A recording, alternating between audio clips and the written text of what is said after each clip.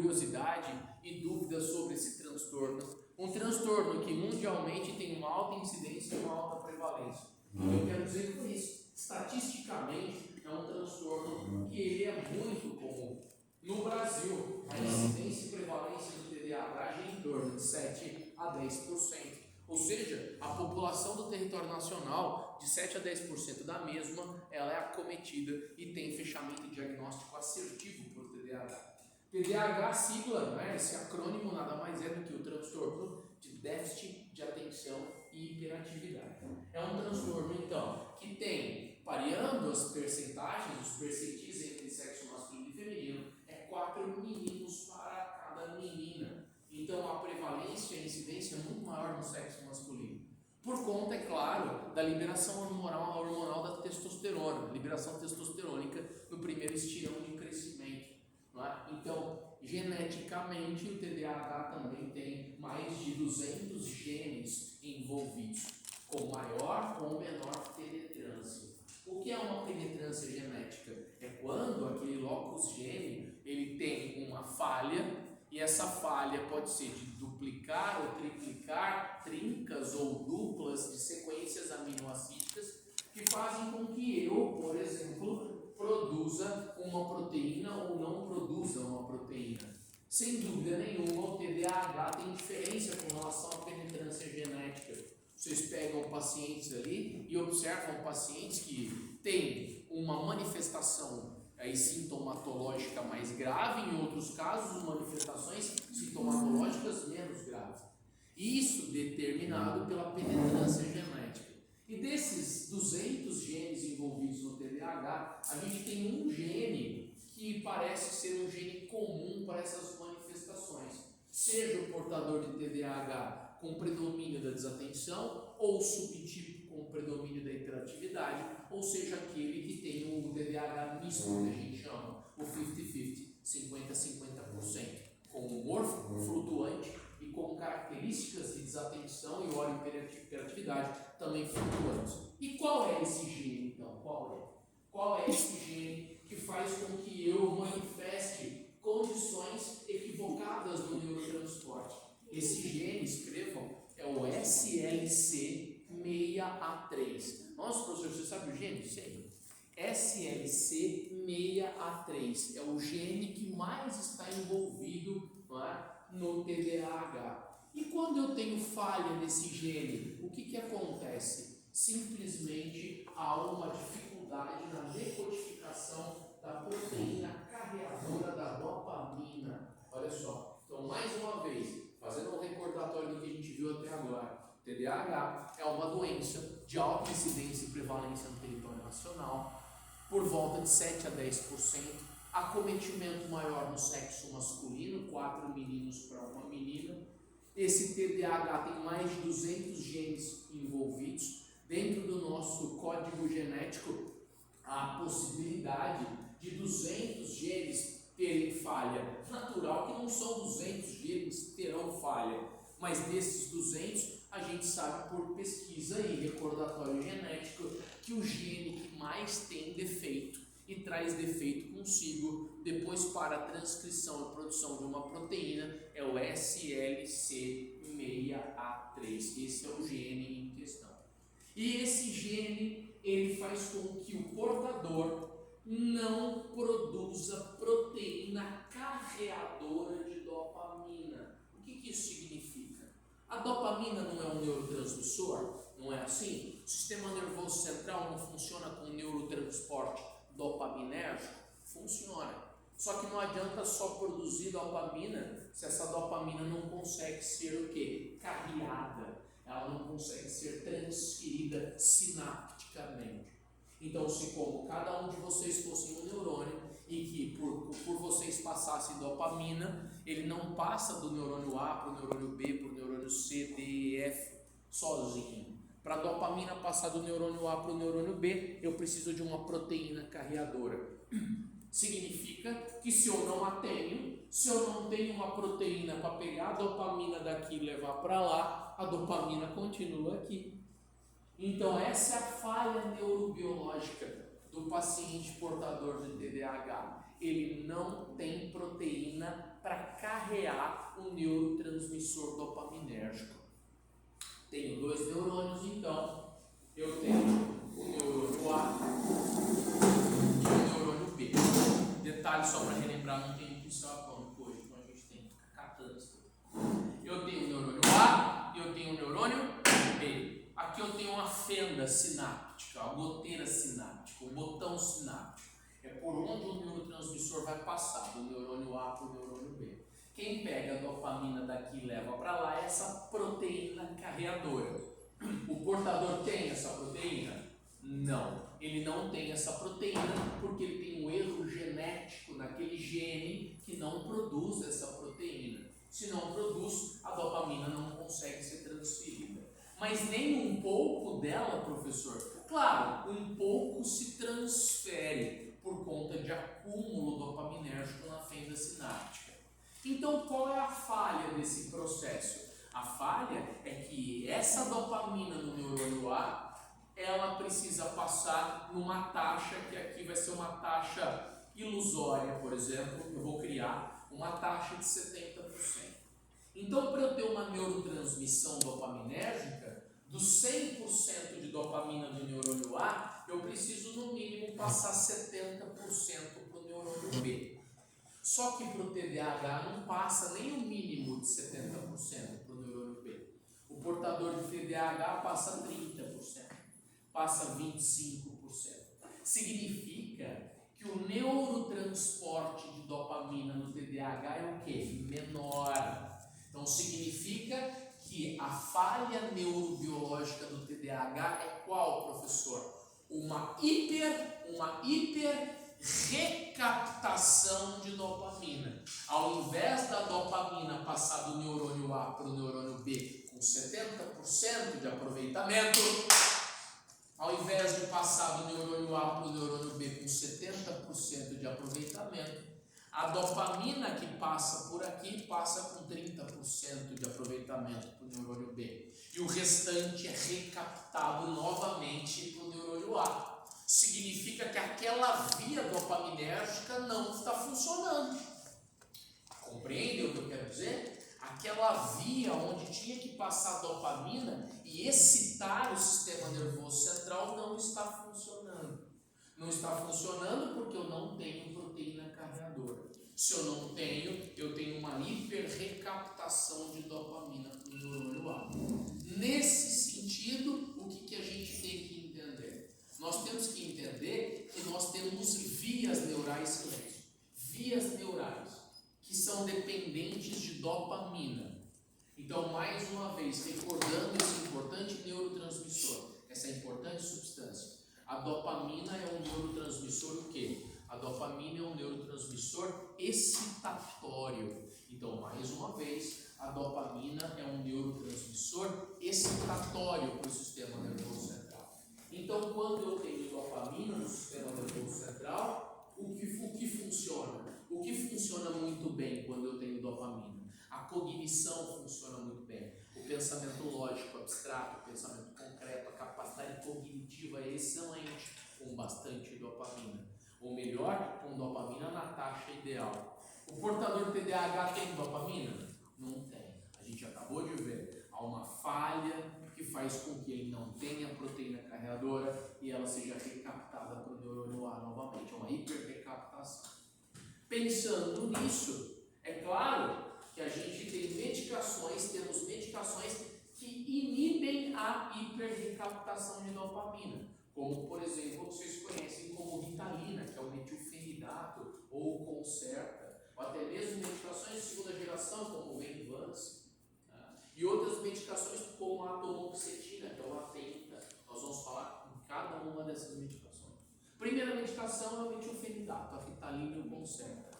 O que essa medicação faz? Essa medicação, ela bloqueia essa hiperrecaptação de volta ao neurônio A.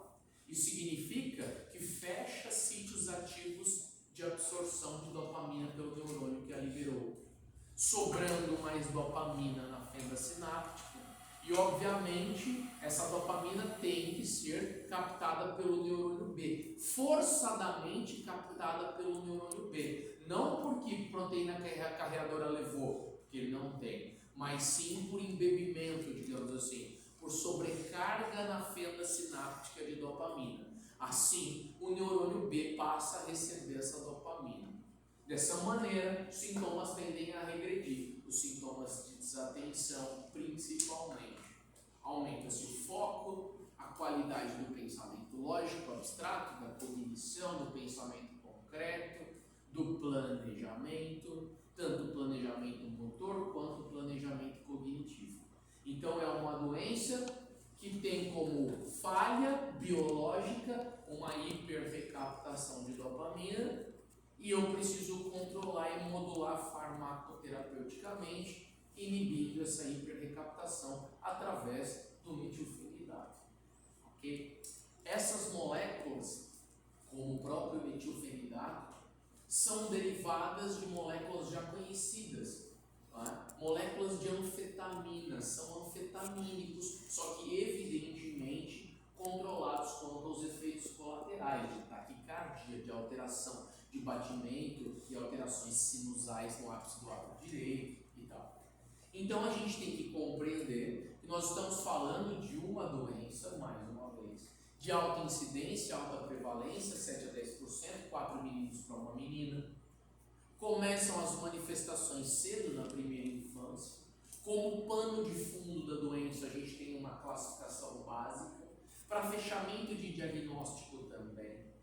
Como pano de fundo para compreensão da doença e fechamento de diagnóstico, nós temos que acompanhar o paciente durante 6 meses.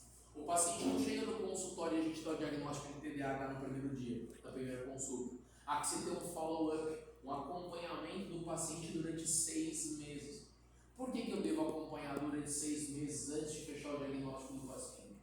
Porque eu tenho que observar as manifestações clínicas comportamentais em ambientes diferentes. Ele deve apresentar as mudanças de comportamento, no mínimo em 3 ambientes diferentes. Na casa que mora, na casa dos avós, na escola de futebol, de inglês, na escola tradicional. Por quê? Porque se ele manifestar um comportamento equivocado apenas em um ambiente, o problema está no ambiente, não está com ele. Então as manifestações comportamentais, elas devem ser o quê? Muito bem rastreadas e detectadas em mais de 3 ambientes, como eu mencionei. Então, o acompanhamento durante 6 meses, aparição e identificação da modificação comportamental em 3 ambientes diferentes. Além disso, depois eu vou mostrar, nós temos uma aquarela de sintomas que dali o paciente precisa ter 6. Se ele tiver 6 daqueles sintomas, tudo indica que ele tem uma alteração ligada ao componente do carreamento dopaminérgico. Só que além disso, segundo o último DSM que nós temos, que é o livro de doenças mentais da 5ª edição, que saiu agora em 2012, segundo o DSM-5, o TDAH, por fechamento de diagnóstico, necessita que o indivíduo tenha no mínimo 12 anos. Antes disso, de 2012, segundo o DSM-4, era necessário que o indivíduo tivesse 7 anos de idade. De 7 pulou para 12. Eu, como também trabalho com essa parte neural, dou aula para psicologia já faz 15, 16 anos na outra universidade. A gente vê que o diagnóstico precoce ele ajuda muito. Talvez a idade mais assertiva pela experiência clínica que eu tenho seja 9 anos de idade, nem 7 nem 12. E por que migrou? E por que essa idade foi jogada para 12 anos? Por conta do estirão de crescimento, por conta da liberação de testosterona, do aumento da atividade metabólica e o viés de confundimento entre uma criança pura e simplesmente hiperativa ou por um aumento de liberação testosterônica do primeiro estirão de crescimento e um indivíduo, obviamente, com fechamento de diagnóstico TDAH. Então, tentaram tirar o viés de confundimento hormonal dessas crianças, porque muitas realmente no passado eram hipermedicalizadas. Havia uma superestimação de diagnóstico dos pacientes com TDAH, uma hipermedicalização, consequentemente, aí tratava-se o que não deveria tratar. Então, para critério de diagnóstico, tornou-se extensiva a faixa etária para 12 anos. Hoje, a gente sabe que usa os 12 anos, mas que aos 9 anos a gente já consegue fechar um bom diagnóstico sem prejudicar o paciente de maneira intelectual. Pelo contrário, quanto antes tratado, repito, terapeuticamente tratado, psicoterapeuticamente tratado, farmacoterapeuticamente tratado, o paciente melhora absurdamente. Hoje não há uma classificação quanto moderado, severo e leve, como há no TEA, o transtorno espectro autista. O transtorno espectro autista, hoje a gente usa até uma outra nomenclatura, nível de suporte, né? Nível de suporte leve, moderado, severo. Mas daqui a um tempo, o que a gente acredita é que os pacientes de TDAH também passarão a ter uma classificação quanto a severo, moderado e leve. Hoje nós não temos. Hoje nós temos a diferença entre o quê? Entre as manifestações e os subtipos, características que integram cada um dos pacientes. E são 3 subtipos: o subtipo hiperativo, o subtipo desatento e o subtipo misto. Subtipo hiperativo, desatento e misto. Antes de falar um pouco sobre cada um desses subtipos e os sintomas e sinais que perseguem esses indivíduos, nós temos que falar sobre as vias, porque está muito simples essa via aqui. Tem um neurônio A aqui, um neurônio B, uma hiperrecaptação de dopamina, e eu preciso entender quais são as vias neurais envolvidas. Porque de que adiantou a gente estudar tanto o sistema nervoso central, que nem foi tanto assim, 1 ou 2 aulas, se a gente não pode aplicar aí em uma doença ou aplicá-la à doença no conteúdo do sistema nervoso central. São 4 vias dopaminérgicas. Olha só a importância. 4 vias dopaminérgicas. A primeira delas é uma via chamada de via mesocortical. Olha só. A segunda via é uma via chamada de nigroestriatal. A terceira via é uma via mesolímbica e a quarta via tuberoinfundibular. Muito rápido, retomaremos então. Primeira via, via mesocortical, primeira via do TDAH. Lembrando que essas 4 vias que eu vou repetir novamente são vias dopaminérgicas, são vias que dependem do neurotransmissor dopamina, um neurotransmissor excitatório do sistema nervoso central. Por enquanto nós estamos falando de dopamina. Professor, haverá um outro neurotransmissor que será citado na aula? Sim, haverá. Haverá adrenalina, mas por enquanto nós estamos falando do quê? Da dopamina. Quais são as 4 vias então? Primeira via, a via mesocortical. Segunda via, via chamada de nigroestriatal. Via nigroestriatal. Terceira via, via mesolímbica. E a quarta via, via tuberoinfundibular. Vamos entender de onde a onde cada via dessa vai, para que a gente possa efetivamente saber quais dessas vias, quando mais prejudicadas, gerarão sintomas para o encaixe dos pacientes dos subtipos em questão. Professor, essa última frase eu não entendi. Eu só vou repetir, porque eu sei que vocês não entenderam. Nós vamos ter que entender sobre cada uma dessas 4 vias para o quê?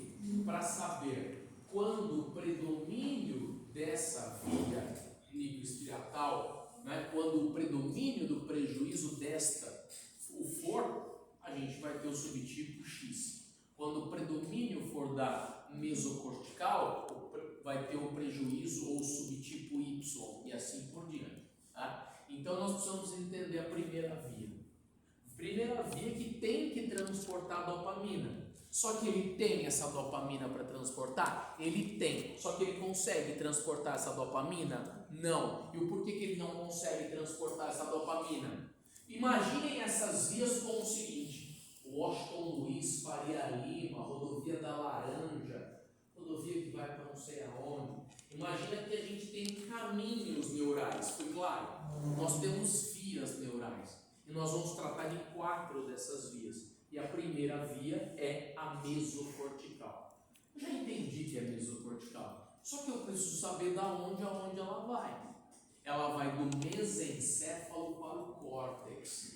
Ela vai do mesencéfalo para o córtex. Mas, professor, a gente nem teve mesencéfalo, só teve telencéfalo. Esse é um problema de pular conteúdo básico, estrutural. Então eu vou ter que colocar uma imagem para mostrar para vocês o mesencéfalo e o córtex, ok? Então nós temos que observar uma imagem das estruturas neurais que são contemplativas do quê? Do mesencéfalo. Vamos pegar aqui um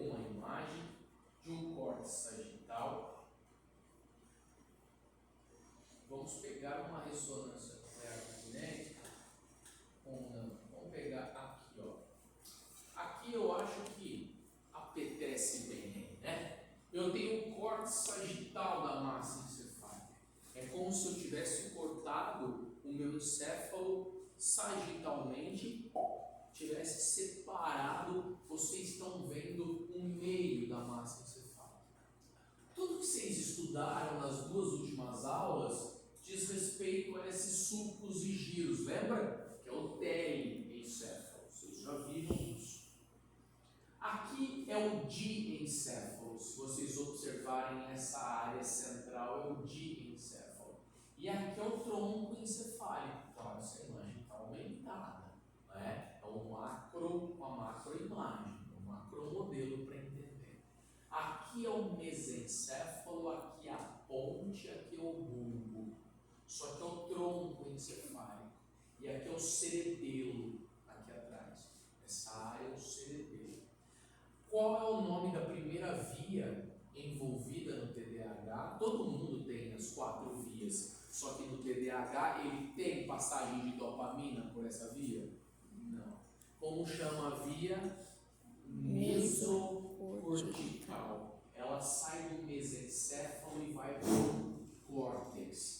E o que ela deveria transportar? Dopamina. Para manter o quê? O córtex em vigília, atento, manter as capacidades cognitivas ali abastadas. E se não tem dopamina, não tem vigília, não tem atenção. Esse sistema é chamado de SARA, Sistema de Ativação Reticular Aferente. Esse sistema, essa via mesocortical é o que a gente chama, em outras palavras, do acrônimo SARA, Sistema de Ativação Reticular Aferente. É um sistema, ele é de ativação, porque a dopamina é um neurotransmissor excitatório. Ele é reticular porque essa dopamina que aqui é produzida, ela tem que ser transferida para uma área chamada de formação reticular. Dela vai para o tálamo, uma massa ovoide no diencéfalo, e do tálamo vai para o córtex. Então é um sistema de ativação reticular aferente. Professor, então onde é produzida a nossa dopamina? Fala para mim. Onde essa dopamina é produzida? Ela é produzida aqui, ó, no mesencéfalo. A maior quantidade de dopamina no sistema nervoso central é produzida no mesencéfalo. Há outras áreas produtoras de dopamina? Mas o mesencéfalo é a área que mais produz dopamina. E mais produz dopamina aonde? Em um núcleo. E o que é um núcleo? Por definição, um núcleo é um conjunto de corpos de neurônios do sistema nervoso central. Então essa área aí, no mesencéfalo, nucleada, é chamada de substância nigra ou negra. Substância nigra ou negra. Mas eu não estou vendo nada de escuro aqui. Você não está, porque você está num corte errado.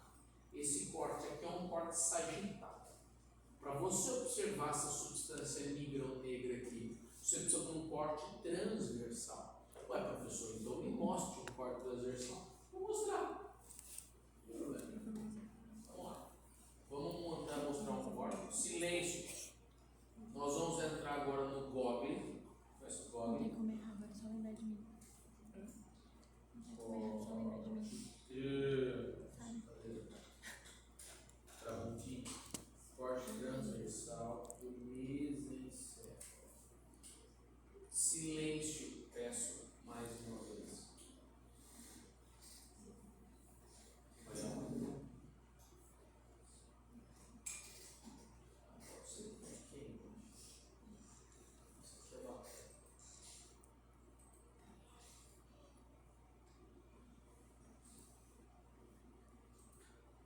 Olha lá.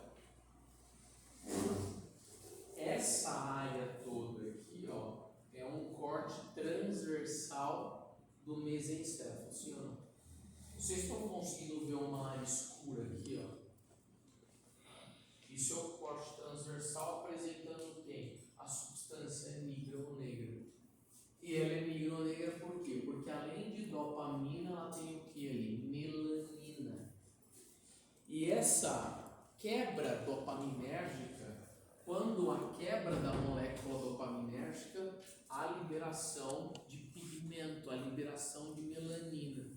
E a melanina impregna no mesencéfalo para o quê? Para manter o pH ajustável para a coexistência da dopamina. Deus é lindo. Então, o que eu tenho aqui? Uma área de produção dopaminérgica, certo? O que é essa imagem? É um corte transversal dessa estrutura aqui, ó. Um corte transversal aqui, visto por cima. Não sei se eu me fiz claro, ok? Se a gente cortar esse mesencéfalo aqui e olhar por cima, nós vamos ter aquela bolacha com as duas áreas escuras produzindo o quê? Melanina e dopamina. Produziu dopamina? Produziu. Essa dopamina não tem que ir para o córtex, excitar o córtex, não é o combustível excitatório para o córtex, não é o que faz o córtex ficar em vigília, atenção, cognição e tudo mais. A dopamina é produzida? Sim. A dopamina é transportada? Não, porque falta carreador de dopamina para as sinapses. Então, como é que fica o córtex? Fica em vigília, atento? Não, fica desatento. Então, das 4 vias, essa é a primeira. Adivinha o portador de TDAH que tem alteração nessa via? Vocês acham que ele é do subtipo desatento, hiperativo ou misto? Desatento. Então, vocês passaram a entender que os indivíduos que têm TDAH e que têm predomínio da desatenção são indivíduos o quê? Que têm uma falha neurobiológica no transporte da dopamina para o córtex. Tem uma falha no SAR. Tem uma falha no sistema de ativação reticular aferente. Não manda a dopamina para o córtex. E o que a gente faz farmacoterapeuticamente? Dá um remédio que possa ser um inibidor seletivo de hiperrecaptação de dopamina. Ou seja, essa medicação vai agir nos neurônios pré-sinápticos. Esse neurônio vai produzir dopamina, só que não vai conseguir recaptar. Vai ficar com muita dopamina na sinapse, a única maneira de passar para o neurônio seguinte. Deu para entender? É isso que o metilfenidato faz. Tá? Ele melhora a neurocondução dopaminérgica. Então, essa é a primeira via. Segunda via é uma via chamada de nigroestriatal. Não precisa dizer, hein, agora.